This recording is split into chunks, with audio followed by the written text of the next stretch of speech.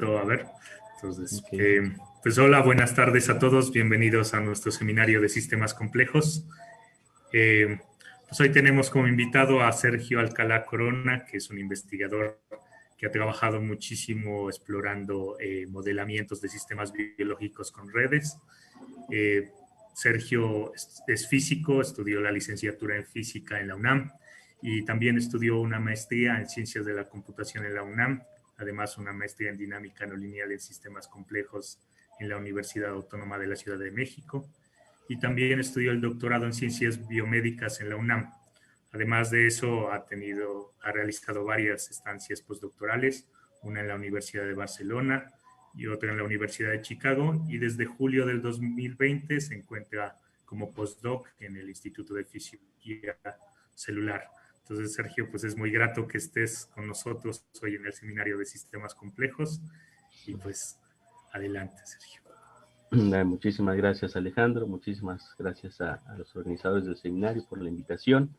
Realmente es un honor estar aquí y espero, bueno, veo aquí conectados, como les comentaba, a mucha gente que me ha formado en sistemas complejos. Entonces, la intención de esta charla un poco también es, pues, mostrar, ¿no?, que han hecho bien su trabajo, si es que esto está a la altura de este seminario.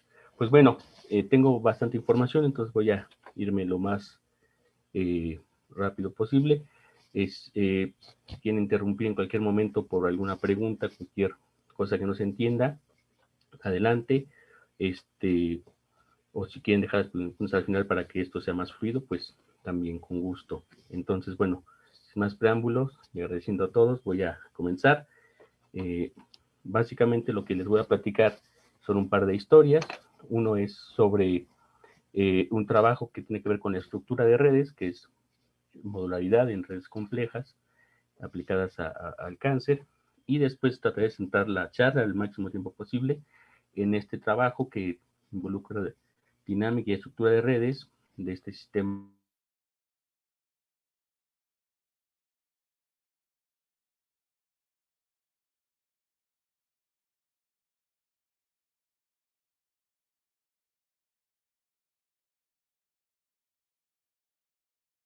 modularidad en redes complejas. Entonces voy a solo mencionar un poco de ese asunto. Después voy a hablar del trabajo de regulación en cáncer y posteriormente el trabajo en Chicago y, si me da tiempo, los proyectos en los que estoy trabajando ahora. Quiero resaltar que esto parte de cómo algunas ideas de la física estadística y de la ciencia de redes colaboran y se conjuntan con lo que hoy conocemos como biología de sistemas y también aportan al estudio de sistemas ecológicos que usan muchísimas redes. Entonces, bueno, voy a comenzar hablando de lo que es la modularidad en redes. Cuando tenemos una red de gran escala, se presenta esta estructura modular muy común en muchísimas redes, seguramente mucha gente de aquí ya las conoce, en las cuales, pues, un módulo o una comunidad, que es un término que se usa en redes sociales, se define como un conjunto de nodos que tienen más enlaces hacia adentro que hacia afuera de esa misma comunidad. Como pueden ver, es una característica estructural que está definida un poco recursivamente, pero que se presenta en muchísimas redes biológicas, ecológicas. Por ejemplo, esta es una red de una escuela secundaria estudiada por Moy en 2001, donde los colores de los nodos son básicamente la etnia de algunas personas, ¿no? Y se agrupan, las amistades se agrupan por etnias. O esta, que es una muy conocida, que es la red de colaboraciones del Instituto de Santa Fe, donde algunos de los papers y coautores se agrupan por temas, ¿no? Esta modularidad presenta muchísimas características. Una de ellas es esta característica que es jerárquica, que a veces hay módulos dentro de los propios módulos que tienen sentido. Hay muchísimos métodos para encontrar estos módulos. Hay una revisión, un par de revisiones muy recomendables de Santo Fortunato en una en 2010 y una en 2016. Y uno de los métodos muy famosos que son más usados es el método de Luban, ¿no?, que de Blondet y colaboradores en 2008, en los cuales optimizan esta cantidad presentada por Newman y Girvan en el 2004, que es justamente una cantidad que mide cuánto es, qué tan modular es una red dada una partición, ¿no? Entonces, con esta cantidad, si es cercano a 1, quiere decir que la red es muy, muy modular, y si es cercana a 0, pues no lo es. Entonces, una partición, quiero decir, de la red. Entonces, este algoritmo básicamente lo que hace es ir usando este método de juntar nodos e ir probando esta cantidad hasta que la cantidad es óptima. También estos algoritmos se suelen probar en redes reales. Una muy famosa que todo el mundo pone es esta red de Zachary, de un club de karate, en el cual se separaron y se volvieron dos comunidades. Entonces, ahorita quiero hablar un poco de este método Infomap, que es uno de los mejores, pero que sobre todo es una aplicación de la física estadística a este problema de encontrar módulos fantástica, ¿no? Yo recomiendo fuertemente que si pueden echarle un ojo al paper, no se van a arrepentir. La idea básicamente es que un caminante aleatorio recorra la red y obviamente los tiempos de permanencia en nodos que están más juntos en un módulo van a ser más largos, ¿no? Entonces, ¿cómo contar esta caminata? Se usa teoría de la información, ¿no?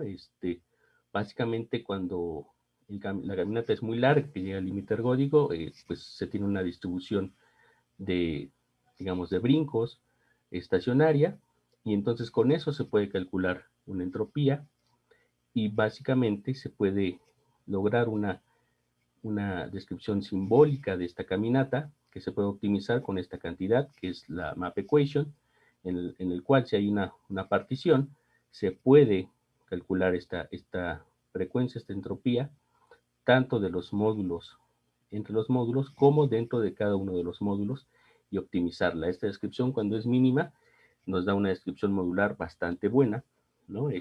Básicamente voy a poner aquí las ecuaciones un poco más. Esta es la entropía que define la caminata entre módulos, y esta intermódulos. Obviamente, estos módulos se van definiendo muy al estilo de Luban, de ir juntando con un algoritmo de estos greedy en los nodos para ir optimizando estas dos cantidades y al final tener la mejor descripción en módulos, ¿no?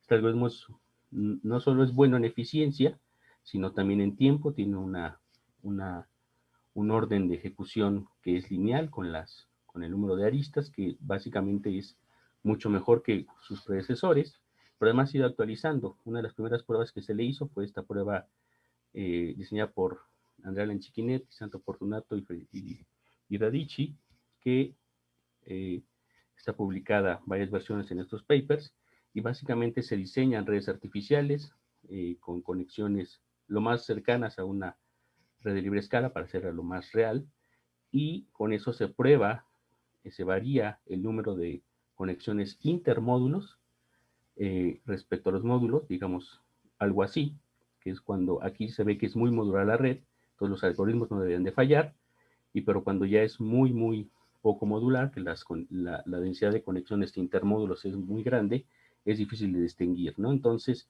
se puede calcular la información mutua de estas particiones, de cómo lo hace el algoritmo respecto a la partición original, a las comunidades que se conocen, y tener una descripción de qué tan bueno es el algoritmo.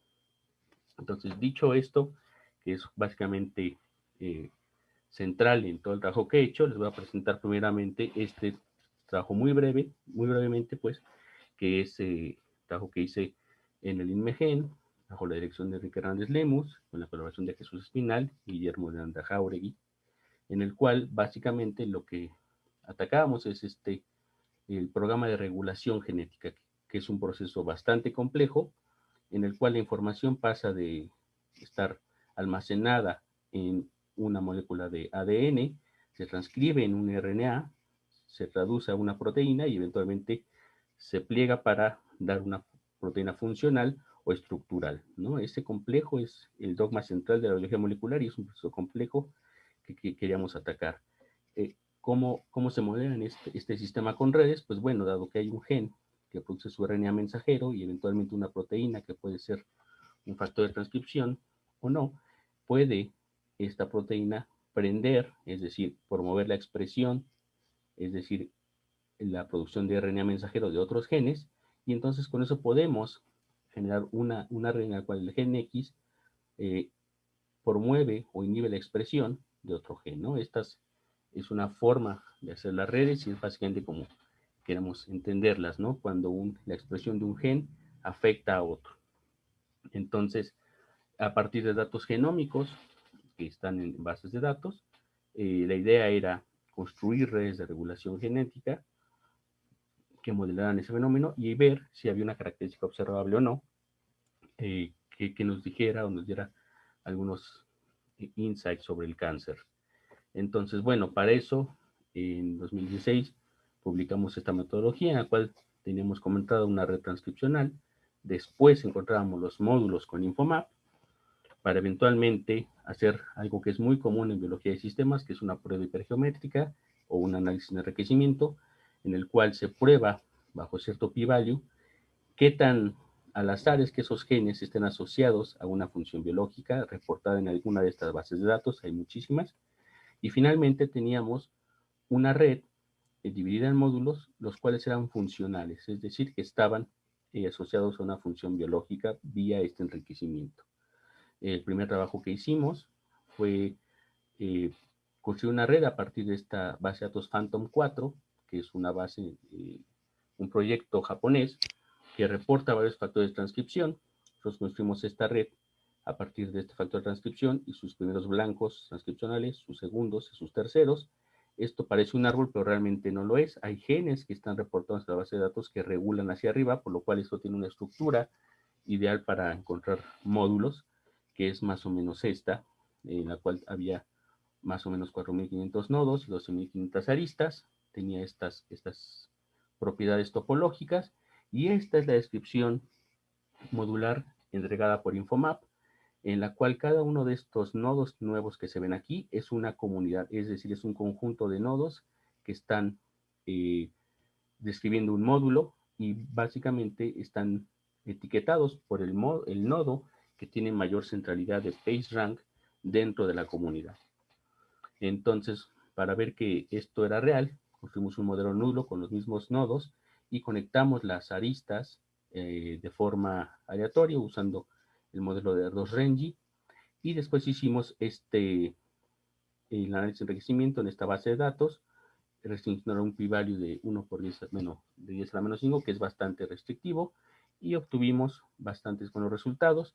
Estos heatmaps por tiempo no los voy a describir, pero básicamente cada una de estas columnas es una comunidad etiquetada por el nodo de mayor PageRank, y estos que se ven aquí son procesos biológicos asociados a metabolismo y transporte, estos son a señalización celular y estos a control de la expresión genética, y cada uno de estos cuadritos es una comunidad y entre más oscuro se ve es que hay mayor enriquecimiento estadístico en estos procesos. Es decir, que estas comunidades se puede ver que son funcionalmente biológicas. Estos módulos están asociados biológicamente a una función.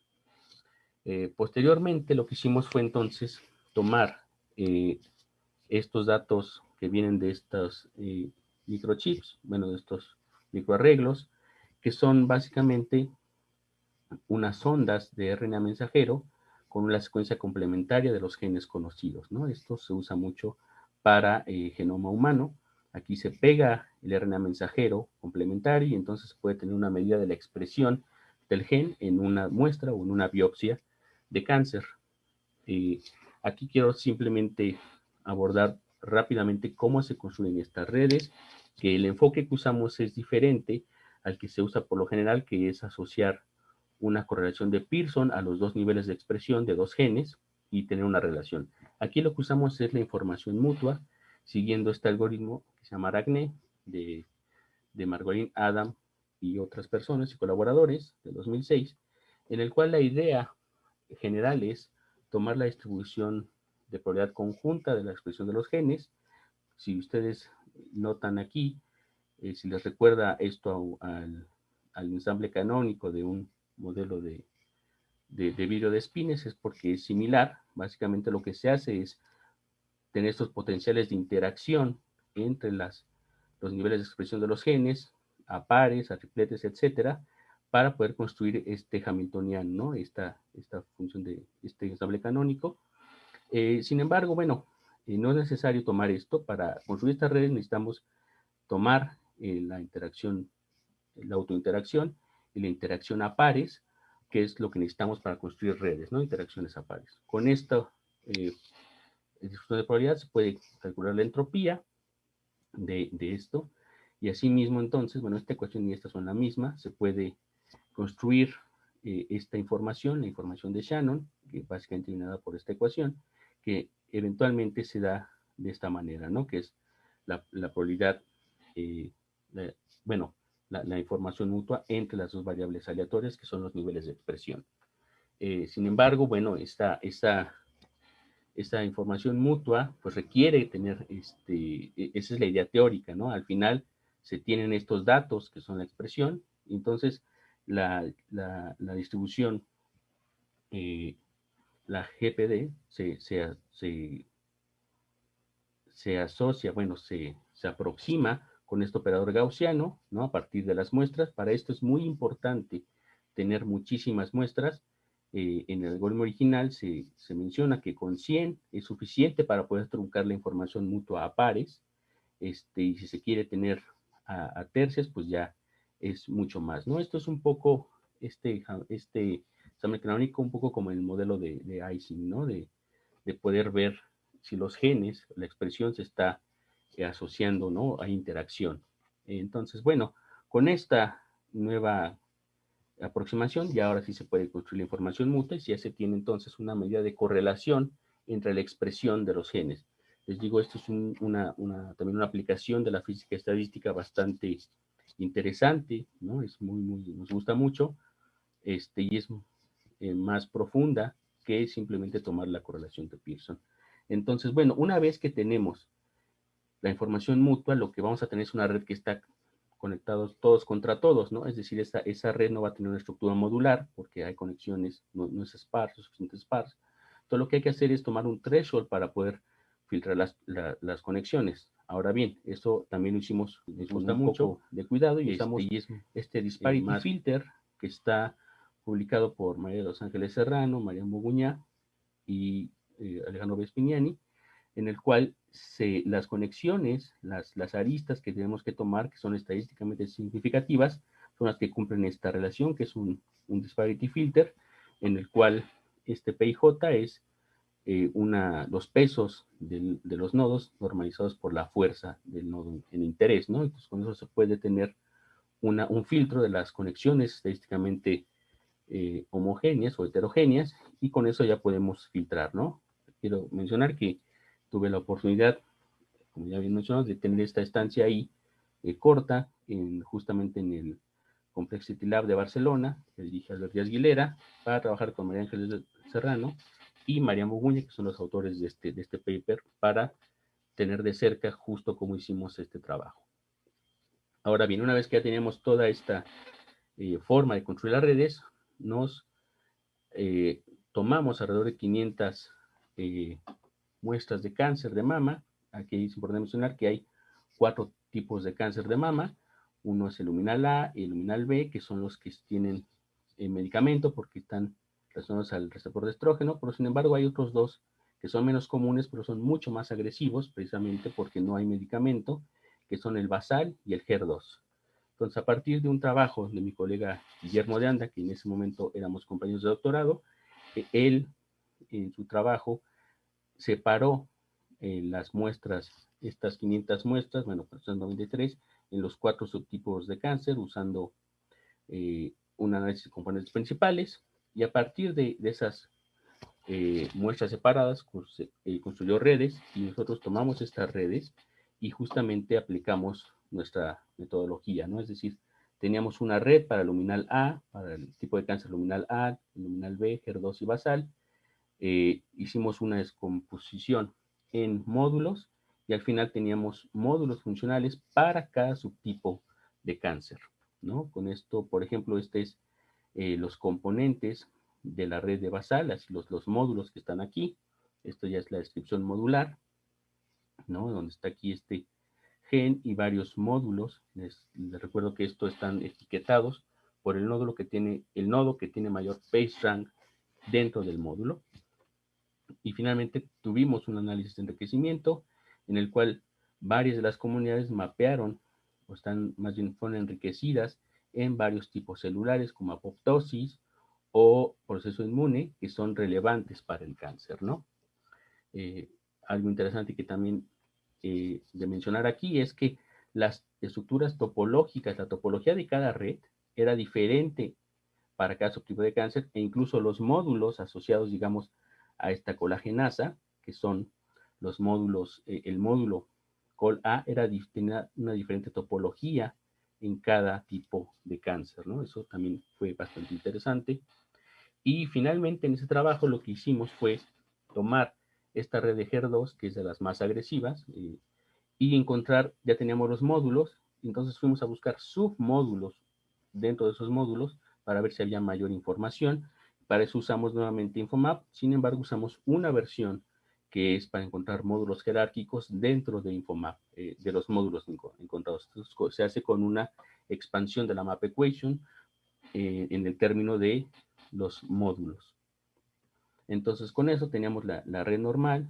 Esta es una red pintada por los valores de expresión, es decir, si están en azul, están subexpresados respecto del tipo basal, que es el que no tiene cáncer, y los rojos son los módulos que están muy expresados, son genes que están muy prendidos en el tipo de cáncer, en este caso HER2.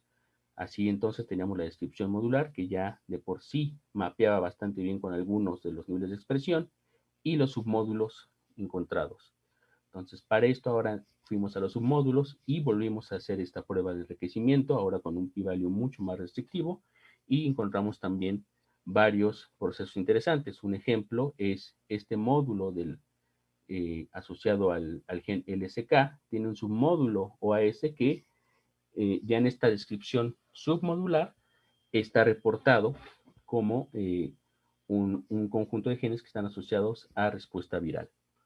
Entonces, la conclusión general de este trabajo es que pudimos establecer que grupos de genes detectados a partir de propiedades topológicas jerárquicas de gran escala, pues mapean funcionalmente a procesos biológicos, ¿no? Y aquí está un poco de todas las publicaciones respecto a este trabajo.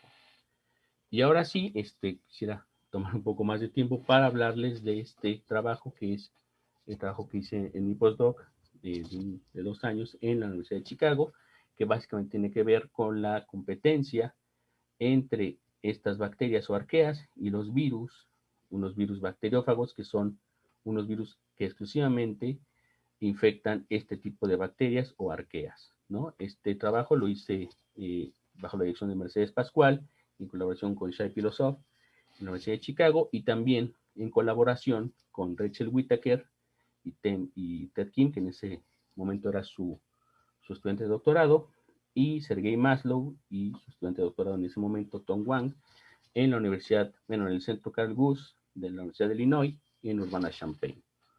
Entonces, bueno, ¿qué es esto del CRISPR? Seguramente lo han escuchado como una herramienta para edición genética, que incluso dio un premio Nobel el año pasado en la parte de medicina y fisiología. Sin embargo, fue reportado anteriormente como un sistema inmune propio de las bacterias o arqueas. Estos virus, que son unos virus bacteriófagos, llegan e infectan, insertan su material genético, un RNA, y se activa entonces en estos huéspedes, que pueden ser arqueas o bacterias, esta maquinaria molecular de caspasas que van y recortan este pedazo de ADN que se llama protospacer, que es parte del genoma del virus, y lo insertan en esta pila, que le llamamos la pila CRISPR, ¿no? Para que eventualmente, cuando esta bacteria se reproduce y hereda esta pila CRISPR, entonces la misma maquinaria de las caspasas va y corta el RNA de un virus, digamos en este caso rojo, que ya reconoció, y lo corta para que evitar la infección, ¿no? Entonces, básicamente es un sistema inmune muy, muy primitivo y muy, muy bien conservado en estas bacterias y en estas arqueas. Ahora es importante, desde el punto de vista de la ecología microbiana, este tipo de sistema, también para estudiar sistemas huésped patógeno, y recientemente se está probando esto que se llama la terapia de fagos, que es básicamente, dado que hay una resistencia fuerte a antibióticos para algunas bacterias en el ser humano, por ejemplo la Pseudomonas aeruginosa, que causa fibrosis quística. Entonces la idea es que en vez de atacar estos patógenos con antibióticos, se ataquen con fagos que eventualmente morirán, bueno, se destruirán cuando acaben con las bacterias, ¿no? Entonces es importante tener modelos que puedan decirnos algo sobre esto que se quiere hacer.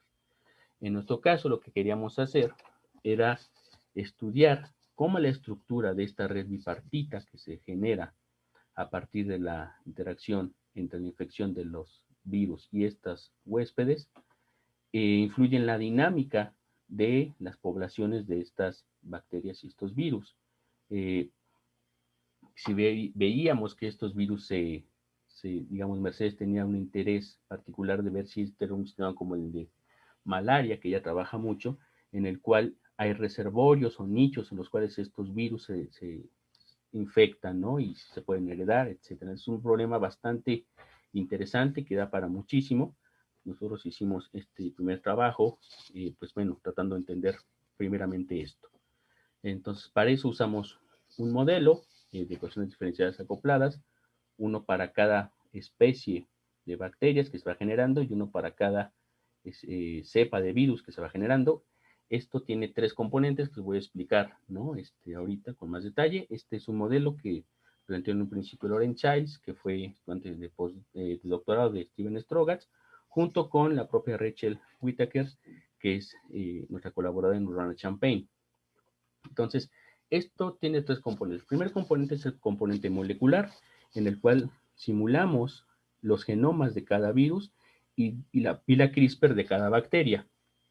De esta manera, aquí tenemos una forma de que pueda haber estos protospacers. Los protospacers se llaman en el espacio de los virus, y en las bacterias y lo iban adquiriendo, ¿no? Entonces, si de pronto había una bacteria que tenía un spacer rojo que machaba con el protospacer del virus, entonces tenía protección, o si tenía dos, pues también hay un match, o si no tiene, este virus puede infectar a esta bacteria, dado que no hay ningún match, ¿no? Entonces, esta es la componente molecular. Básicamente simulábamos de una manera muy simple los genomas de los virus y de los huéspedes. Después teníamos el componente poblacional o el componente ecológico, que era básicamente un modelo de Lotka Volterra, en este caso de predador-presa, con los siguientes parámetros. Las bacterias crecen con esta tasa logística, ¿no? En la cual va a haber una capacidad de carga del sistema y una tasa de crecimiento, es decir, las bacterias van a crecer, pero hasta cierta carga, y de hecho todas las cepas que se van generando van ocupando y compartiendo esta carrying capacity. Y los virus se desactivan, o sea, mueren, bueno, no es que mueran, se desactivan con esta tasa, es decir, cuando ya los virus dejan de ser funcionalmente biológicos, se desactivan con esta tasa, que es como una tasa de mortandad en el predator-prey, ¿no? En el presa-predador.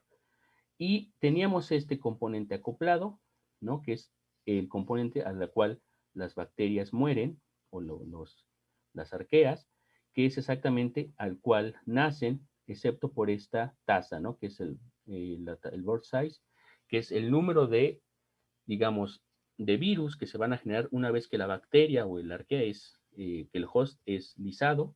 Se producen beta de estos por cada bacteria que muere. Ahora bien, esto es para cada cepa de bacteria y para cada cepa de virus. ¿Cómo se producen estas cepas?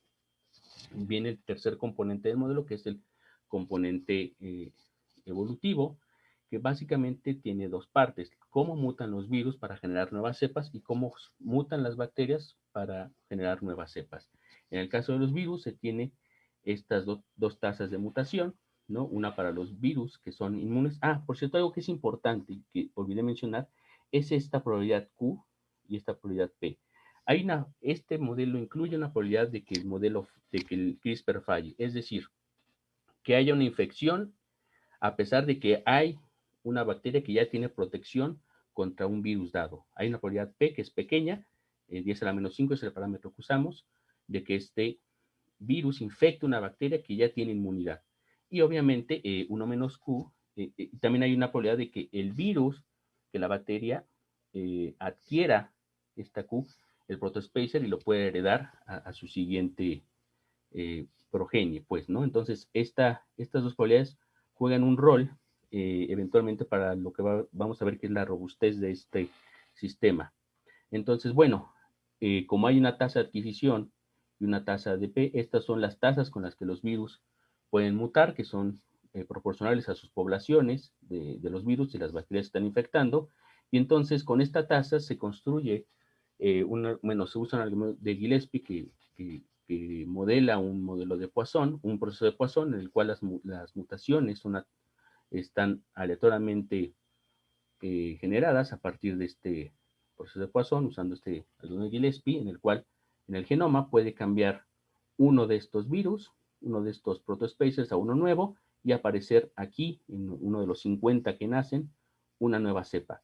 Y las bacterias, de igual manera, a partir de este proceso de Poisson, usando un algoritmo de Gillespie, adquieren de forma estocástica, esta es la parte estocástica del modelo, rápidamente este modelo lo llamamos de cariño el modelo el modelo determinista, pero no es determinista, es estocástico, ¿no? Es híbrido porque tiene esta parte determinista y esta parte estocástica, ¿no? Entonces, en esta parte estocástica, las bacterias adquieren un nuevo spacer a partir de una infección viral, ¿no? Y con eso lo pueden transmitir.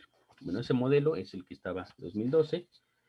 Había una implementación en MATLAB, trabajamos junto con Tom para crear una implementación en C++, porque necesitamos que esto fuera mucho más rápido, y estos fueron los resultados, ¿no? Esto es una, perdón, salud.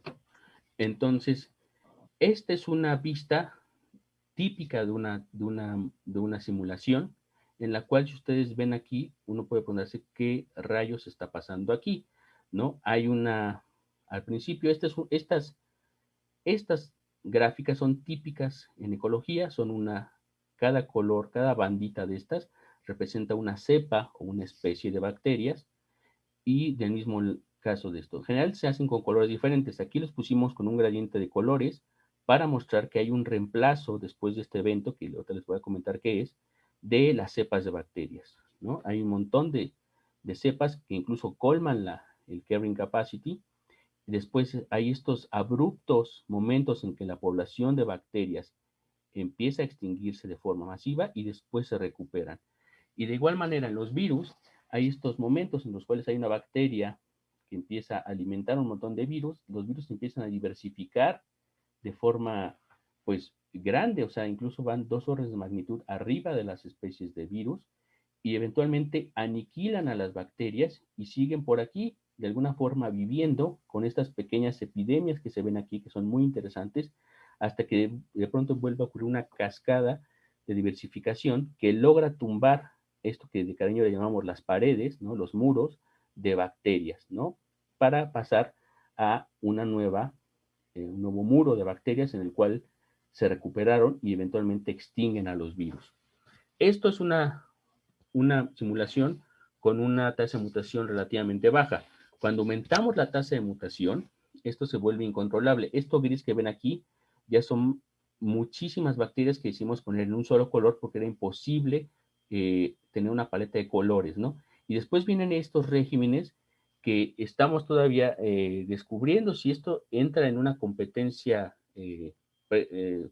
presa-predador absoluta, y después volvemos a tener estos muros y nuevamente esta presa-predador, con lo cual es interesante porque esto, cuando uno analiza la serie de tiempo total de las bacterias y de los virus, pareciera que es ruido, pero no, hemos estado trabajando y parece que tiene un periodo característico cercano al predador prey de este modelo. Ahorita les voy a comentar un poco más de eso. Pero bueno, básicamente este ejemplo es más fácil de trabajar y entender, y es el que voy a usar para estar hablando del trabajo, y es el que usamos de hecho para escribir las ideas en el trabajo que se publicó. Bueno, esto es una vista del número de especies de bacterias, ¿no? Empezamos a analizar esto de una manera pues más ecológica, en el cual este es el número de especies total, ¿no? Que se generan, ¿no? Ya para no verlo así como muchísimas banditas, tenemos este número de especies que básicamente cuando este momento y, ay, perdón, este momento y este momento que llamamos eh, regímenes de diversificación de virus son diferentes. Aquí lo que está creciendo es el número de bacterias, a pesar de que los virus, que son estos rojitos, y los protospacers o spacers en este caso, es decir, los pedazos de RNA que comparten, están creciendo. Y acá las especies bacterias bajan, los virus también, y después existe esto que va ya a la extinción y, eh, digamos, el triunfo de las bacterias en esta competencia. Esto también se puede analizar con otros índices de diversidad que son muy usados en ecología, pero que básicamente son derivaciones de lo que se llama la entropía de Shannon, ¿no? Que básicamente este es el número de especies que habíamos visto. Este es digamos, el richness de perdón, el Shannon Index de las especies, ¿no? Este PI es el número de especies. Entonces, vean aquí cómo, pues, esta entropía para las bacterias crece y se mantiene. Y esto es interesante porque aquí crece, ¿no? Hay estos picos en lo que es este índice de Shannon, que no se ven ni en las bacterias, o sea, no se ven en los rich, ¿no? En el número de especies total. Esto que se liben es qué tan similares son las especies entre sí. Aquí se va básicamente a 1. Esto es una entropía de Shannon, bueno, un Shannon Index normalizado. Y vean aquí cómo justamente nos está hablando que hay pocas especies, pero esas especies son muy relevantes para esto. Y bueno, también está este índice inverso de Simpson, que también es básicamente como uno de los índices que se usan bastante en ecología, pero que tienen ideas, ¿no? En la física estadística. Bueno, también pudimos reconstruir el árbol filogenético de este proceso de diversificación y aquí pues es muy interesante ver cómo a partir de en estos momentos que llamamos diversificación, efectivamente hay una diversificación tremenda de los virus, el número de cepas aumenta y aquí lo interesante es que las bacterias lo empiezan a controlar, es decir, empiezan a adquirir esta inmunidad a través de los spacers, los podemos entender como que se vacunan, y solo una cepa que empieza a mutar poquito fue suficiente para volver a generar esta epidemia que va increciendo hasta llegar nuevamente a un proceso de diversificación tremendo que, como les mencioné, reemplaza a muchas de las cepas, ¿no? De bacterias. Este es el mismo diagrama para las bacterias.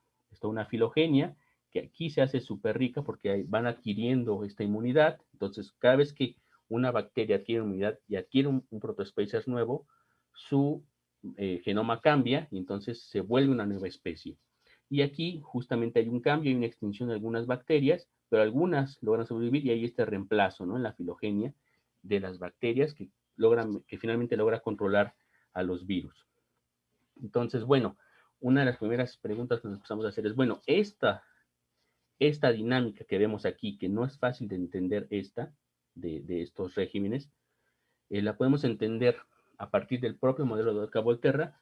Obviamente era una locura estar haciendo todos los pares de interacciones, entonces lo que hicimos fue una, digamos, aproximación de campo medio en el cual tomamos a todas las especies de bacterias, es decir, borramos la diversidad y vemos si solamente todas las especies de bacterias y todas las especies de virus las tomamos como una sola. Y entonces teníamos justamente ahora sí una sola bacteria, que era la presa, y un solo virus, que era el predador, es decir, la suma es el campo medio de todas las bacterias. Y para la diversidad o esta estructura en las cuales hay matches de interacción, matches de inmunidad, simplemente los modelamos con un valor promedio del número de matches. Entonces es interesante ver cómo cuando hay pocas interacciones, poca protección de este megaconjunto de bacterias ante este megaconjunto de virus, hay una especie, pues llega a la competencia clásica del Oca Volterra, bueno, del predador presa, perdón, porque no todo el Oca Volterra es predador presa, y si lo vamos variando, si va creciendo, si el número de conexiones va aumentando, pues se va moviendo este punto fijo, el punto de equilibrio, hasta que llegamos aquí, que esto ya es una locura, es como si todos los virus estuvieran conectados con todas las bacterias, ¿no? Entonces, bueno, esto es una especie de modelo nulo, obviamente no vamos a entender de todo usando esto, pero nos decía que, bueno, esto no viene dirigido por la dinámica de Lotka-Volterra. La dinámica tiene que ver con la estructura que se genera del sistema. Por cierto, esta es el diagrama de fases, tal cual, de la biomasa total, la abundancia total de virus y bacterias, y vean que, pues, ciertamente es diferente a esto, a lo que se espera. Estas son las intersecciones de las isoclinas, aquí es donde debería de haber, pero posiblemente, pero no. El diagrama de fase se ve así, ¿no? Está como bailando, ¿no? Lo voy a poner aquí en tercera dimensión para que podamos ver en esto. Vean cómo las bacterias eventualmente ganan abundancia y después de un rato los virus se diversifican, empiezan como en esta competencia Lotka-Volterra que lleva a la diversificación de los virus. Las bacterias vuelven a ganar, hay estas pequeñas epidemias y nuevamente ocurre esto hasta que llega la extinción de los virus. Entonces es muy interesante que esta dinámica, que es altamente no lineal, tiene que ver con la estructura más que con el propio modelo poblacional. Entonces, para eso usamos un análisis de redes bipartitas, en la cual estos, digamos, son los virus y estas son las bacterias, y podemos construir dos tipos de redes. Las redes de quién está protegido contra quién y quién puede infectar a quién. Esto, para el tamaño del sistema que tenemos, donde hay cientos o miles de cepas, esta visualización en red, que es muy bonita, ya no es útil. Entonces, por lo general usamos esta visualización, que es de la matriz de adyacencia, donde cual, pues, podemos ver, ¿no?, que este nodo 1 está conectado con A y B, ¿no?, de esta manera, y con el E, ¿no? Entonces, básicamente, esto es una representación visual diferente, pero es mucho más útil para entender lo que estamos haciendo.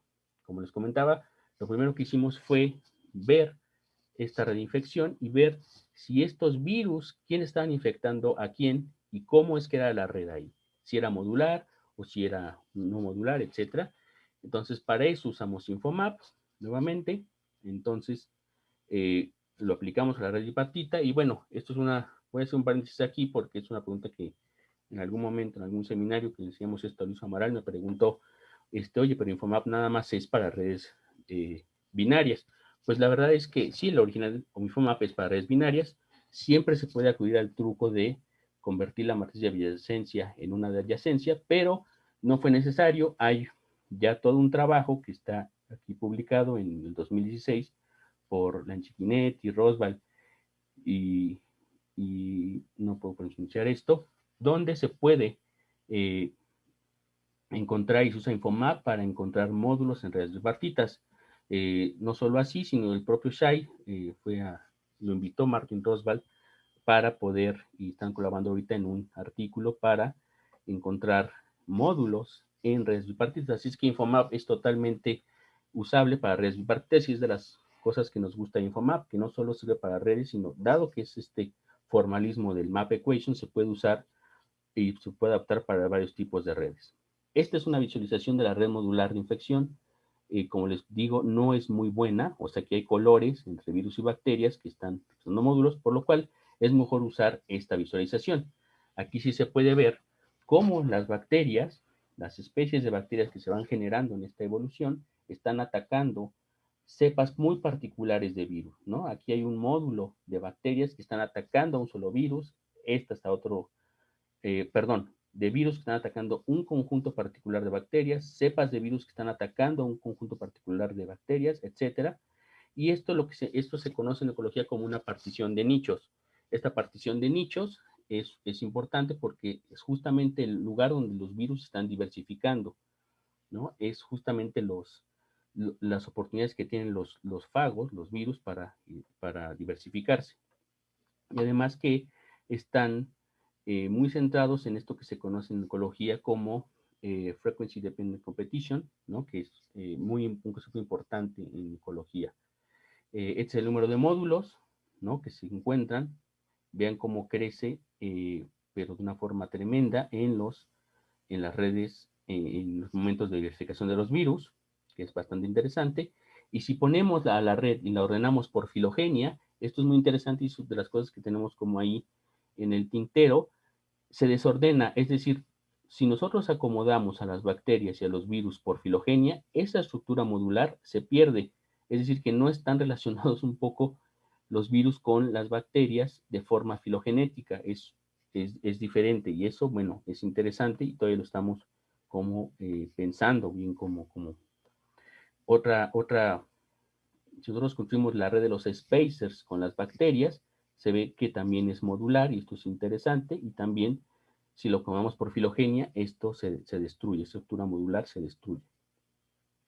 Finalmente tenemos estas redes de inmunidad, quién está protegido por quién, y para esto pues no simplemente es cuando este número de matches de spacer y protospacers es diferente de cero, que hay un match, ¿no? Y aquí quiero hacer un paréntesis otra vez para decir que hay un concepto importantísimo en ecología que se llama la anidación de redes, que básicamente nos habla de qué tipo de bacterias o qué tipo de especies se pueden hacer generalistas o especialistas en un tipo de bichos. Esto, por ejemplo, en las redes de polinizadores es muy común, ¿no? Es un concepto común en los cuales si ordenamos la red por el número de conexiones que tienen unos nodos con los correspondientes, podemos encontrar plantas o animales, en este caso animales, que son especialistas en comer algún tipo de planta, o bien plantas que son, o animales, perdón, que son generalistas, que pueden comer cualquier tipo de planta, ¿no? Entonces, esto es importante. Nosotros cuando hicimos la prueba en este sistema no lo encontramos, sin embargo, lo encontramos con los pesos, ¿no? Y para medir este concepto de nestedness se usa este índice NODF, que es para poder medir esta nestedness, que también se entiende como que si estás más cerca de esto, tu sistema ecológico es un poco más estable. Entonces, bueno, nosotros hicimos la prueba para la red binaria, pero no cuando, así solo de matches y no matches, pero cuando hicimos la prueba de nestedness para los pesos de los matches, es decir, si había más de un match, porque recuerden que ahí está probabilidad de que el virus infecta a pesar o que reinfecta a pesar de que tengas la inmunidad, entonces se construye este patrón muy interesante en el cual hay una anidación de la red en términos del número de matches, el número de reinfecciones que ha tenido una bacteria a partir de un mismo virus. Y con esto se puede medir, lo interpretamos como una especie de robustez, ¿no? Hay redundancia en la inmunidad, es decir, una bacteria está protegida a más de un virus o por más de un spacer, digámoslo, y entonces eso tiene una redundancia en la inmunidad y tiene una robustez que eventualmente se volvió interesante. Estas son las series de tiempo de este índice que les digo, de la nestedness, que justo en los procesos de verificación sube y después va bajando conforme las bacterias van controlando a los virus, vuelve a subir, pero no nos dejaba muy convencido, ¿no? Esto es el número de matches. Bueno, y con esto quiero decir, a Mercedes no estaba muy convencida de que esto fue una descripción absoluta. Entonces, este es el número de matches. Vean, algo interesante que es el amarillo, es un número de matches que va creciendo. El número de matches 0 se mantiene, que es donde están diversificando los virus, pero este número de matches, que es justo, hace muy vulnerable el sistema, es decir, con una sola mutación, que eventualmente vamos a conocer como mutación de escape, puede tirar a los virus. Entonces, bueno, esto fue interesante porque esto es una vista de la red de un proceso de verificación de virus, el primerito que está en la serie de tiempo, digamos y vean cómo se va construyendo una redundancia en la red de inmunidad, de quién está protegido con quién, o sea, está en esta donde se ve clara. Estos grises que están aquí, que son cuando hay 0 matches, se reacomodan en la red de infección como módulos. Son realmente todos estos lugares son donde los virus están diversificando y son módulos de diversificación que eventualmente van creciendo y van a tronar eventualmente a esto. Conforme pasa el tiempo y esta redundancia en la inmunidad se va reemplazando con nuevos virus que se van diversificando, esta redundancia en la inmunidad ya no sirve. Es como si la vacuna, el spacer, pues ya no estuviera sirviendo y entonces la red empieza a hacerse pequeñita en la nestedness, y estos grises empiezan a cobrar un montón de relevancia porque son los que finalmente tumban de inmunidad total y pueden llevar a estas catástrofes, ¿no? Entonces, bueno, esto ya era una explicación bastante satisfactoria de cómo es que este proceso entre nestedness y modularidad se van reconstruyendo y van dando paso el uno al otro a que la red, digamos, el sistema en las bacterias se haga vulnerable y pueda dar este paso a la catástrofe estas de tirar las paredes de inmunidad. Entonces, pero bueno, tratamos de ir un poco más allá y entonces empezamos a estudiar estas cantidades reproductivas básicas, que son como el R0, de hecho una es el R0 de este sistema. En epidemiología el R0, pues como ustedes ya sabrán por la situación que estamos viviendo, está asociado al número de individuos que son susceptibles a infección. En este caso, es el número de virus que se están produciendo a través de las mutaciones, ¿no? Entonces, es básicamente el número de virus que están haciendo sobre el número que está muriendo, ¿no? Multiplicado por en dónde se están infectando. Entonces, aquí está importante. Este término que está aquí en azulito es el R0 y este que está acá es el R1, es la cantidad, una cantidad potencial que es importante, que es justamente donde esos virus encontraban ese nicho y de pronto con una sola mutación, que eventualmente le llamamos mutación de escape, logran pegarle estocásticamente una de estas mutaciones, le logras pegar a una de estas biomasas o a esta, y entonces si le pega a esta biomasa en la cual todos estos compartían inmunidad solo por este protospacer, entonces se tumbaba y entonces estos virus encontraron un nicho gigante para reproducirse más y producir más virus, ¿no? Que iban eventualmente a atacar. Entonces era importante describir más o menos esta cantidad. También lo pensamos y como ustedes pueden ver, esto define una red tripartita entre los hosts, los virus y además los spacers, ¿no?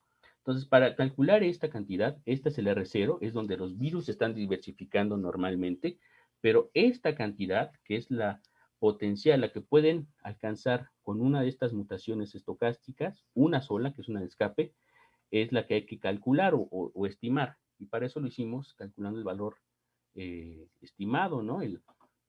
De esta mutación, que en este caso, por ejemplo, en este ejemplo, si el virus muta alguno de estos tres, entonces va a alcanzar alguno de estos biomasa, ¿no? Entonces es un valor esperado de que y con eso construimos esta cantidad. Sé que ya me estoy pasando, entonces voy a terminar. Básicamente estoy muy contentos porque esto ya nos describe algo y finalmente usamos esta R de mutación. Esta R de mutación es en todo el sistema, los virus que estén protegidos o no protegidos, cuánto pueden mutar y entonces si multiplicamos esa tasa de mutación de cualquier virus por este R0 y este R potencial, por estas probabilidades, este G es el tamaño del genoma del virus y este es el K de cuántos, es este degree, ¿no? Este grado de a los protospacers. Si lo multiplicamos, tenemos una descripción que ahora sí nos dice perfectamente este R, cuando pasa de 0 este R, cómo es que están creciendo estos virus. Pero bueno, ya voy a ir un poco rápido. Finalmente, esto también lo pudimos comprobar en datos experimentales, esta teoría, con datos que vienen del Parque Yellowstone. Rachel Whitaker va cada 2 años al Parque Yellowstone a sacar estas arqueas que están ahí desde hace millones de años, y también había un set de datos de la Pseudomonas aeruginosa en un hospital, ¿no? Esto se construyó a partir de los datos. Si bien del modelo es fácil construir la red, a partir de los datos hay que hacer toda una serie de pasos que lo hicieron Shai y Ted, y finalmente tenemos esto, y esto nos dio mucho gusto porque justamente esto es una comprobación de algo que esperábamos en la teoría. Este patrón de anidación que les comenté que es importante, se ve también en los datos experimentales de bacterias que son de arqueas y de bacterias, no solo de las bacterias que están en Yellowstone, de las arqueas que están en Yellowstone, sino también de las bacterias que están en el hospital. También la modularidad en los datos se ve en la red de adquisición de spacers. Y bueno, ya para finalizar, no quitarles más su tiempo, sé que a lo mejor esto fue un poco largo y no quiero aburrirlos. Estamos ahorita, bueno, algunos de los pendientes que se quedaron para este proyecto fueron explorar los demás parámetros. Usamos algunas tasas de mutación y cuando estos parámetros cambian, no sabemos si tenemos las mismas dinámicas. explorar esta red de tripartita con Tongue también está un poco pendiente. Y ahorita algo que sí estamos tratando de usar es este modelo que es totalmente estocástico, ya es un agente, lo escribí junto con Ed Baskerville. Esto ya no es un modelo determinista o híbrido, esto ya es totalmente estocástico y nos salva del problema de las extinciones, porque para las extinciones en el modelo anterior había un threshold que no nos gustaba porque es un poco artificial. En cambio aquí con este modelo que escribimos, que lo programamos en Julia, se están haciendo algunas cosas, todavía estamos probando y bueno, hay algunos enfoques que está usando Armand, que es estudiante de doctorado de Mercedes, pero él es físico, también es físico estadístico, está tratando de usar algunos, creo que ya incluso construyó una master equation para el sistema, ¿no? Pero bueno, finalmente lo que estoy trabajando es un proyecto en el laboratorio de Francisco Fernández de Miguel. No sé si me dé tiempo, Alejandro, de hablar de esto, es un minuto. Sí, sí, continúa, tranquilo. Ok, bueno, este proyecto que está financiado por este Human Science Frontier, dirigido por la Universidad de California en Berkeley, tiene varios laboratorios. Uno es el de Francisco Fernández de Miguel, donde estoy trabajando ahorita, otros en Argentina y otro en Taiwán. Y lo que estamos tratando de analizar es, bueno, ellos han trabajado por muchos años con este modelo, que es una sanguijuela, que tiene estos ganglios, que son como unas neuronas grandes, donde hay estas células de Retzius, donde se produce una proteína, bueno, una molécula muy importante que se llama serotonina, ¿no? Es un trabajo que han estado haciendo David Weislat, Diana Bautista y Francisco en este contexto. Y bueno, aquí quiero mencionar que en el laboratorio se está trabajando en un microscopio de super alta resolución por mi compañera Lidia y Guillermo para estudiar y se tiene muy bien caracterizado la producción de serotonina. Entonces, justamente lo que hacemos es, mi participación en este proyecto es tratar de inferir qué genes son importantes en este proyecto, en esta función de la serotonina, que tiene ahí unas cinesinas, ¿no? Que seguramente conocerán muy bien algunos de ustedes. Y bueno, para eso tenemos los datos transcripcionales de las células. Olvidé decir que estas también son células neurosensoriales, de tacto, neurosensitivas, de presión. Tenemos los datos transcriptómicos de estos.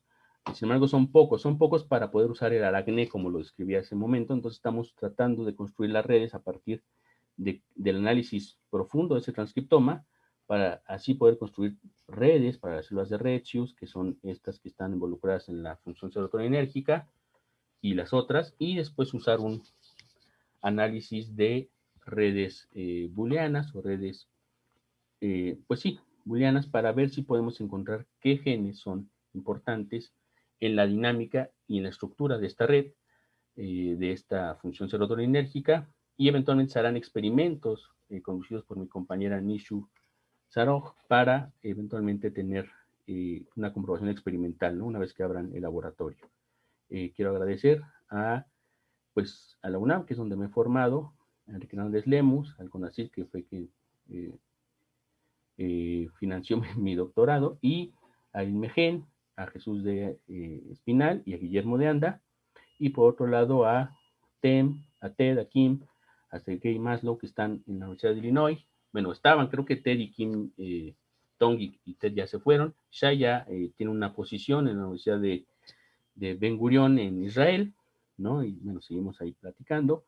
Y finalmente, pues a Rachel Whittaker, que a través de la Fundación Paul Allen fue quien financiaron este proyecto del CRISPR, y sobre todo, muy en particular, a Mercedes Pascual, que no solo es una gran académica, es una gran persona. Y a ustedes por la paciencia de aguantarme más de una hora, creo, y pues estaré encantado de tratar de responder a algunas de sus preguntas. Muchísimas gracias. Gracias, Sergio, por tu conferencia. Ahora, pues, a ver, tenemos preguntas. Si alguien quiere preguntar, puede levantar la mano aquí en Zoom o activar su micrófono y hacerla directamente.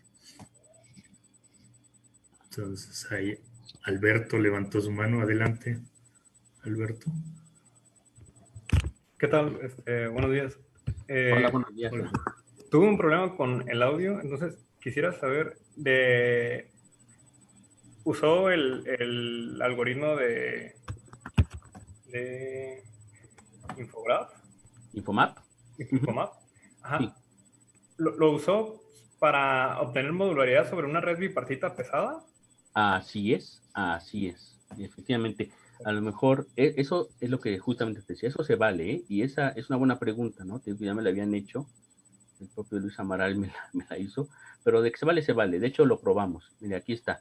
Un primer truco, que es el que había hecho Shai, es justamente construir la red de adyacencia para la matriz de adyacencia. Pero sin embargo, no es necesario. Hay una forma, en Infomap ya tiene una forma para encontrar módulos en redes bipartitas y incluso Shai y Martin Roswell están trabajando ahorita en un paquete de R completo para encontrar esto, ¿no? En sus Infomap.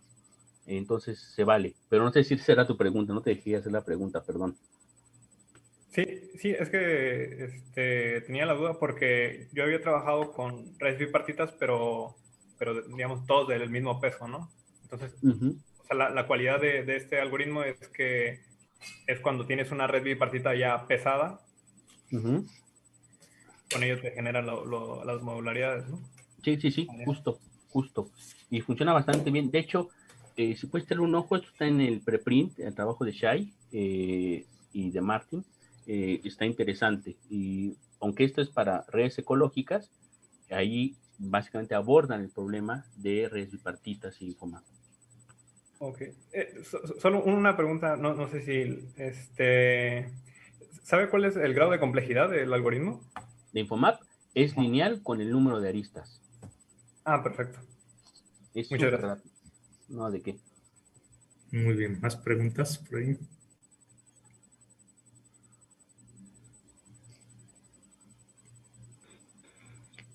Yo tengo una pregunta muy general para Sergio. Es Marcelo, sí, ¿verdad? Sí, bueno, fíjate, sí, bueno, felicidades, es una plática muy interesante, aprendí mucho.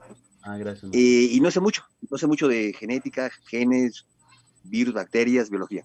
Entonces, para ti y para los demás, ¿qué libros, textos nos recomiendas, o artículos de revisión, para meternos más en los detalles, en los mecanismos que son muy ricos de la biología?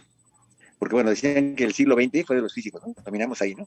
Pero el siglo XXI es de los biólogos, los genomas, no sé. ¿Cómo tú te preparaste? ¿Qué nos recomiendas para iniciarnos más a los que no sabemos? Bueno, pues sabiendo un poco de redes, los complejos, yo he trabajado en fonofísica, pero de biología no sé mucho, ¿eh? ¿Qué nos recomiendas? Pues mira, el libro que yo empecé leyendo, que es el de texto, es como el básico, es como el Feynman, pero para biología molecular, es el ¿Sí? Leninger, hay otro que se llama el Albers, pero hay otros libros, que ahorita en serio no recuerdo el nombre, que tienen un enfoque más a partir de la física estadística para sistemas biológicos. Ahora, artículos de revisión, pues depende ahí más o menos de qué grado de profundidad. Por ejemplo, para redes ecológicas, Mercedes tiene todo un libro publicado por el Santa Fe Institute sobre redes ecológicas, que es muy, muy bueno, porque es todo un mundo. ¿Sí? Y esta literatura para redes ecológicas, el de Jordi Bascomte, es un autor, por aquí lo tengo, bueno, lo puse por ahí, ¿no? ¿Qué español o qué es? No sé si sea catalán o no, es una persona bastante relevante, no está acá en el net, es bastante relevante en el término en redes biológicas. ¿no? Esta es una nota en Science, pero justamente esta figura me gusta porque tiene que ver con la modularidad, las redes tripartitas, tipo bipartitas, etc. Entonces, toda la literatura de Jordi Bascomte para redes ecológicas es fantástica, es la que yo puedo recomendar, es con la que yo aprendí muchos conceptos. Este libro que está aquí, también, este artículo que está en PNAS, también es de Jordi Bascomte. Entonces, para redes ecológicas, empezar con las ideas de Jordi Bascomte está bastante bien. El libro de Mercedes. Para Leninger,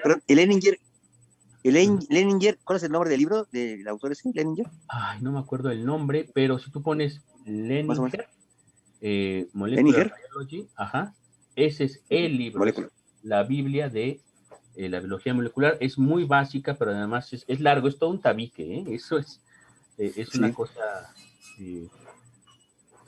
te digo, una Biblia, ¿no? De biología molecular. Y ya meterte en temas particulares de biología molecular, así que depende, ¿no? Hay muchísimos, hay un trabajo... Perdón. Perdón. Perdón que interrumpa. El autor es Michael Cox, de Michael. Leninger. Ok. Ahorita lo escribo. Ay, muchísimas gracias. Sí, es famoso, ¿no? Y para genómica, el trabajo de John Quackenbush también es como bastante bueno, es mucho más reciente. Y algo entre Leninger y Quackenbush, yo creo que es una buena referencia. Perfecto. Muchas gracias. No hay de qué. Tengo una, Creo que Gerardo está levantando la mano. Adelante, Gerardo. tengo dos preguntas. Uno es, ¿qué tan importantes son las líneas de retraso en estos procesos? Supongo que no todos los factores tienen el mismo tiempo, ¿no? Es decir, si hay alguna influencia, digamos, en estos links, si tienen el factor tiempo. Y la otra es una pregunta, si tú tomas el cuadrado de esa matriz A, esa matriz que tienes A por A, te queda una que ya es, digamos, que quita la propiedad bipartita, si tiene alguna interpretación en punto de vista en este contexto. Ok, sí, eso, ok, voy a tratar de responder.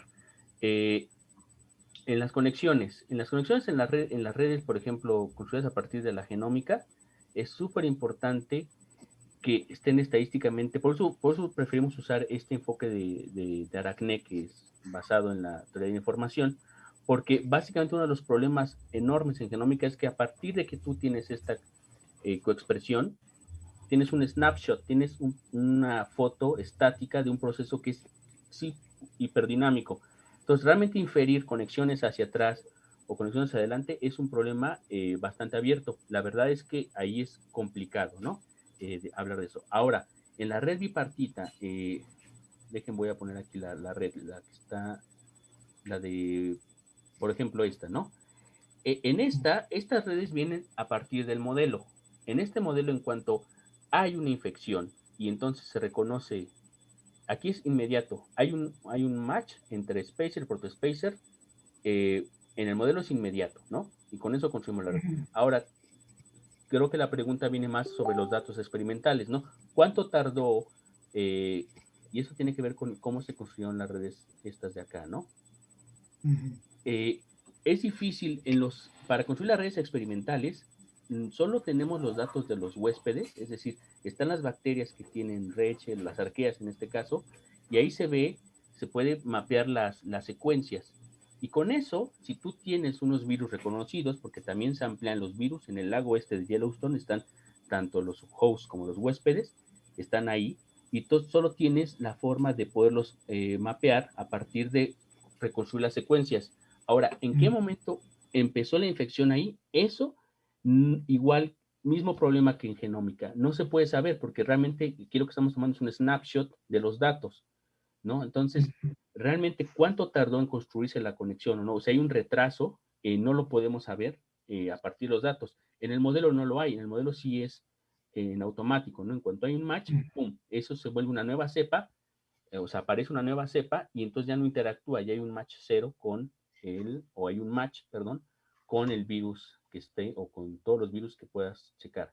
Entonces, la respuesta en pocas palabras sería, ¿qué tan relevante es? En el modelo no lo es inmediato. Aquí sí que es relevante porque no podemos saber si realmente esta conexión o esta infección tardó miles de años, ¿no? Entonces este virus, esta bacteria, esta arquea está protegida desde hace miles de años contra este virus, pero este virus ha vivido o ha sobrevivido, o sea, o ha mutado a partir de otras y por eso hasta después lo infectó.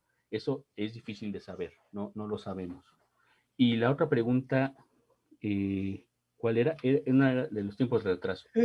Bueno, eso era como una curiosidad, que la matriz esa de biadyacencia, sí, cierto. de Sí. la red bipartita, Sí. si yo tomo el cuadrado, elimino los ceros, es que es lo que le llaman la matriz quiral en física, ¿no? Claro, sí. Y entonces le puedes remover la quiralidad y mi pregunta era qué interpretación tenía, digamos. Si tiene alguna, capaz que no tiene ninguna, pero digo, no sé, esa era mi pregunta. Yo estuve al principio explorando esa interpretación, porque una de las cosas que primero hice cuando estaba allá, pongo la imagen esta de la matriz, ya la perdí, no puede ser. Es la que mostraste ahorita. Esta, sí. Digamos, lo que uno hace primero es, bueno, voy a tratar de proyectar, ¿no? y ver qué me está diciendo. Entonces, una interpretación que se podría dar de la proyección de estas es, ok, ¿cuántas virus están genómicamente relacionados por haber infectado al mismo host? Que tiene que ver con este problema que estábamos viendo, y está un poco en el tintero, de si los nichos que se van abriendo, es decir, las bacterias que atacan un conjunto particular de virus, están dirigidos por la filogenia, es decir, que estos módulos son filogenéticos o no, es decir, que si hay alguna ventaja evolutiva en estos, ¿no? Entonces, esa puede ser una primera interpretación. O bien, del lado de la proyección de las bacterias, se puede decir, bueno, si proyecto sobre el lado de las bacterias, ¿cuántas bacterias están organizadas o componen un módulo cuando son atacadas con un mismo virus? Lamentablemente es que cuando proyectas las redes o bien haces el cuadrado de esto, la red se te pierde el sparseness, ¿no? Digamos, se vuelve hiperconectada, todo está conectado con todo, y entonces ya no pierdes un poco la evolución o la dinámica temporal al ver las proyecciones. Pero sí, no se me había ocurrido esto de tener la matriz al cuadrado y ver si tiene una interpretación. Pero bueno, esto es lo que podría yo decir. Mira, yo tengo una respuesta rápida a eso. Okay. Cuando tienes A por A, eso es te cuenta el número, cada elemento te cuenta el número de caminos de tamaño 2 conectando los nodos. Y si haces al cubo, entonces tienes las de camino 3 y así. Entonces, ahí le vas quitando como la propiedad sparse a la red y vas llenando esto con posibles trayectorias de tamaño 2, y si quieres con más potencias, le pones más caminos de otros tamaños. Eso es cierto, eso es cierto. Sí, son los momentos. En Estados Unidos se llama teorema de Sirot-Lachlan. O sea, son los momentos espectrales, es el número de caminos que puedas ir y regresar, ¿no? Pero básicamente lo que pasa es que desacoplas, como se vuelve una matriz diagonal, desacoplas como la dinámica de la parte de arriba y de sus vecinos, como si estuvieran como una cosa efectiva, ¿no? Donde ya quitaste a todo uno de ellos. Sí, ahorita lo estoy pensando, ¿no? Habría como, no sé, tendría que pensarlo, podría definir ahí una distancia en la infección, ¿no? O sea, ver si en la proyección, si vamos encontrando estos caminos del camino 1 y camino 2, entre cepas muy diferentes, ver si están conectadas por una misma cepa en infección. No sé, está interesante, no lo había pensado. En redes bipartitas, con 2 pasos te regresas a la parte original, a la capa original, y entonces te crea como un grupo de nodos que están en la misma capa, que están relacionados con distancia 2. Entonces puede ser interesante explorarlo por ahí. Eso, por supuesto, lo apunto, más que nada. Bueno, mira, las preguntas también Carolina, quien levantó su mano. Carolina, adelante. Gracias. Hola, Sergio, buenas tardes. Muchas felicidades por la plática, bastante interesante. Yo soy bióloga, la verdad es que de la parte de matemática está muy interesante, entiendo muy poco, entre paréntesis, pues casi nada, pero lo que quiero decir es que veo muchos elementos, un poco que a mí no me quedan como muy claros. Por ejemplo, cuando hablaste de las mutaciones, a mí se me ocurre, no sé si se consideró en algún momento que se tomara en cuenta alguna perturbación, algo que detuviera esa tasa de mutación. No.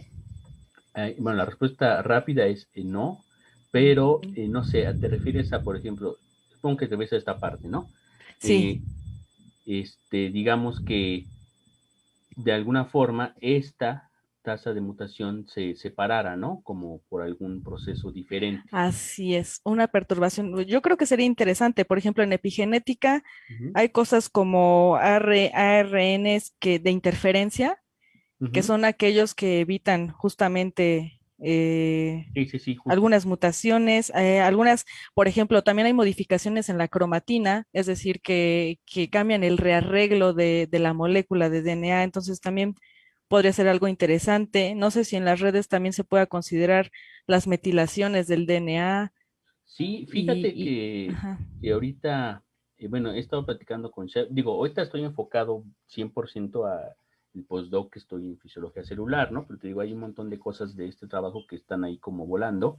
Y una de las cosas es justamente, y lo he estado platicando con Shai, no lo hemos llegado por tiempo a eh, justo este tipo de perturbaciones. Él sí está interesado en este tipo de perturbaciones y una muy lógica es, bueno, ¿qué pasa si metemos aquí un flujo, además de todo esto, un flujo de antibióticos, ¿no?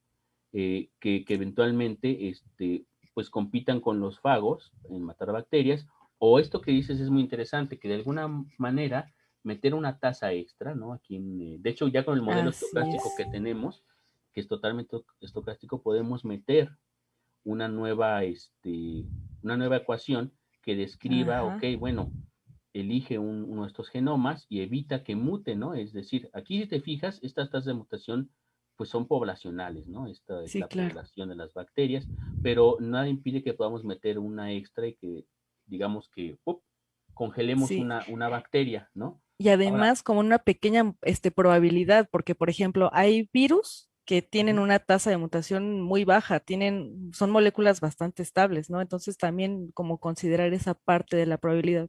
Bueno, es lo que Sí, está yo interesante, pregunto. está interesante. Les digo, esto tiene todo un camino, ¿no? Es un sistema muy, muy interesante. Aquí lo tomamos así, Sí. cerrado, ¿no?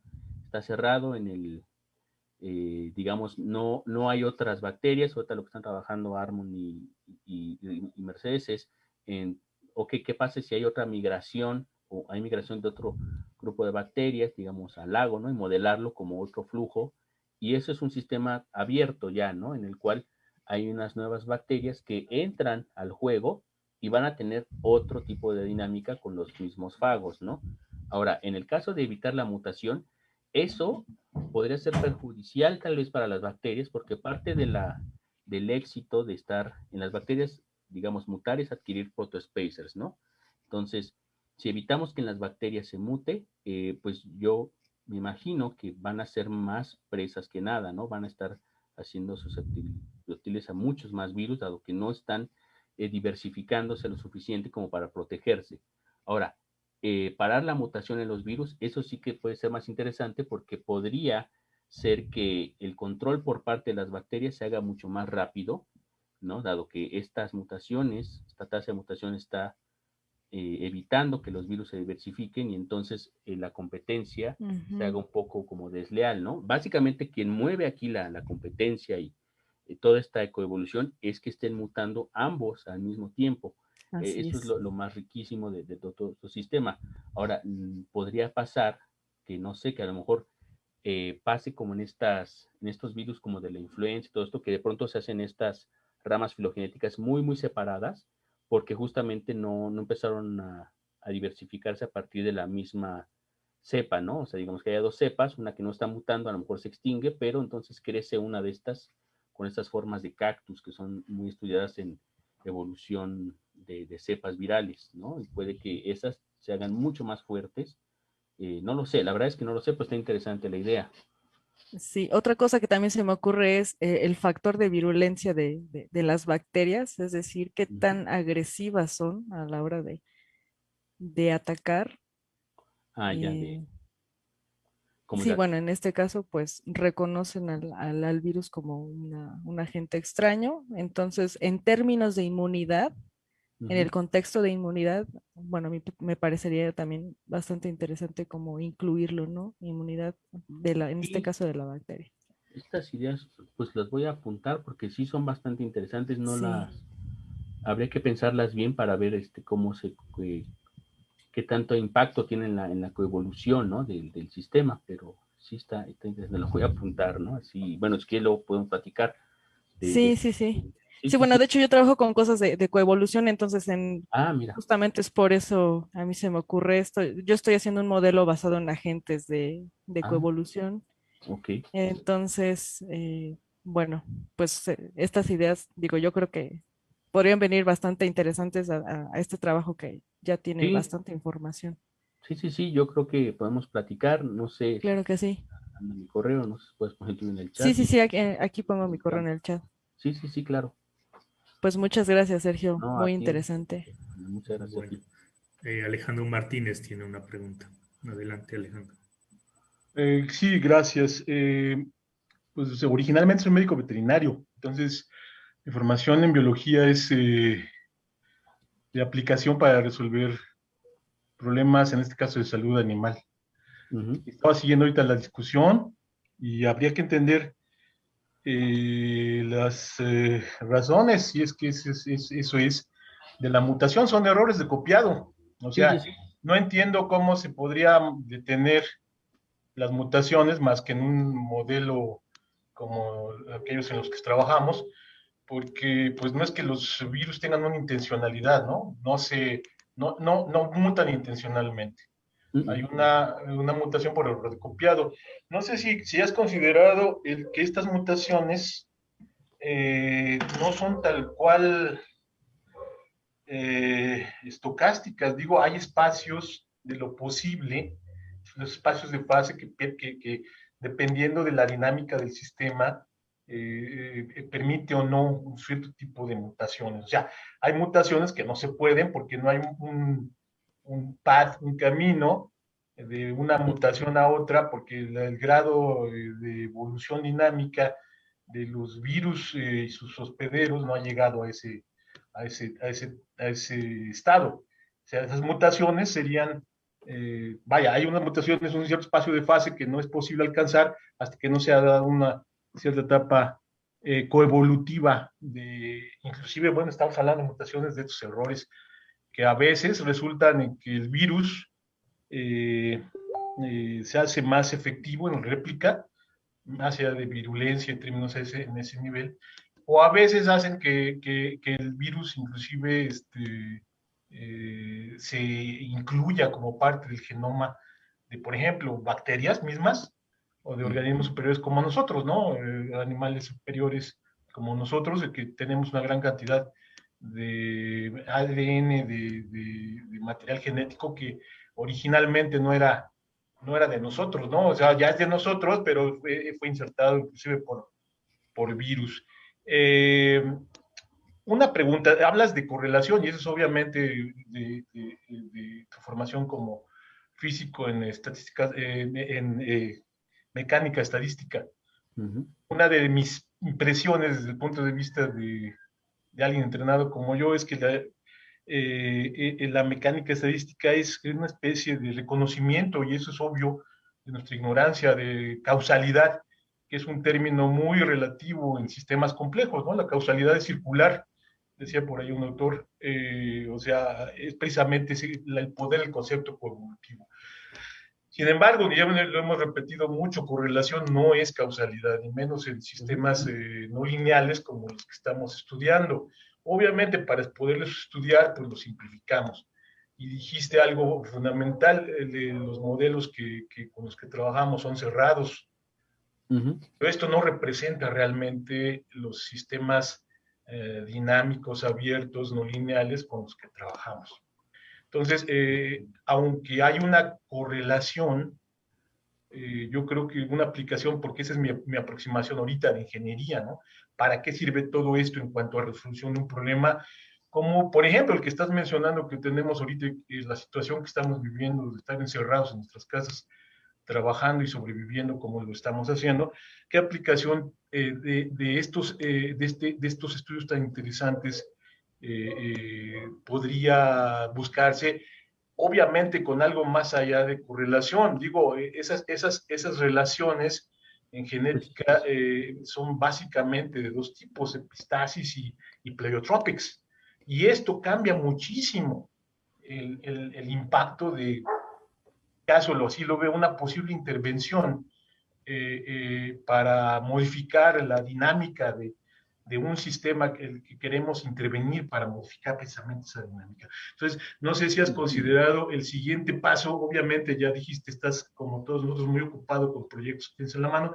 Afortunadamente, tu proyecto da para mucho más. Yo creo que la clase, la presentación que nos regalaste hoy podría muy fácilmente dividirse en 4 presentaciones muy interesantes que seguiríamos en el futuro. Ojalá te animes para seguir aprendiendo de esto que estás haciendo de parte de nosotros. Y hay mucho más que hacer, como dices bien, pero faltaría, creo yo, y esa es como una sugerencia, agregar a lo de correlación, esto de causalidad circular con algunos factores de pleiotropics y epistasis, y esta idea de que las mutaciones pueden ser aleatorias, pero hasta cierto punto, ¿no? Por estas restricciones físico-químicas y biológicas de los espacios de lo posible que permiten o no mutaciones en el tiempo. Sí, mira, pues, ¿qué podría decir? O sea, bueno, gracias por la felicitación. No estoy muy seguro de haber entendido la pregunta, pero lo que te podría decir es que digamos, los modelos que hacemos, efectivamente, pues son modelos, ¿no? Nos ayudan a entender un poco de lo que estamos haciendo, sobre todo en estos contextos que son ya de sistemas complejos, sobre todo los biológicos que son bastante complejos.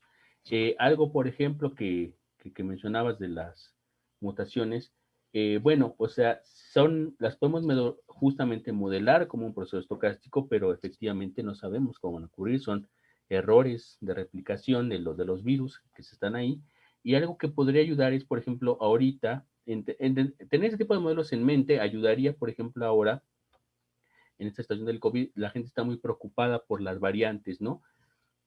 Y etcétera. Entonces, esto que nosotros medimos aquí, que son estas mutaciones de escape, son realmente las interesantes. Los virus están mutando todo el tiempo, como puedes ver aquí, pero solo algunas mutaciones o en las filogenias te llevan a evitar la inmunidad. Esas son las mutaciones que habría que tener muy bien marcadas. Digamos, en los modelos de influenza y cosas así, pues se tiene identificado más o menos bien los tiempos en los cuales los virus escapan a las vacunas, y entonces por eso se mandan los refuerzos, ¿no? Cada año, cada 2 años, dependiendo de la cepa, y son estos clades, ¿no? Estas cepas que van diversificándose a través del tiempo y eventualmente escapan a la inmunidad que puede tener un organismo. Entonces, estos modelos, de alguna forma, que son ya dinámicos, ayudan a algunas cosas. También tienen sus desventajas, como que justamente no podemos, a partir de los datos, predecir qué pasó atrás o qué va a pasar adelante, más que con el modelo, ¿no? Entonces, por eso es importante también hacerlos así. Entonces, no sé si respondí, pero es lo mejor, es lo que te podría decir. Sí, muchas gracias. ¿De qué? Pues bueno, muchas gracias a todos por su participación en el seminario, y Sergio, gracias. No, a ustedes. Muchísimas gracias en serio por la invitación. Espero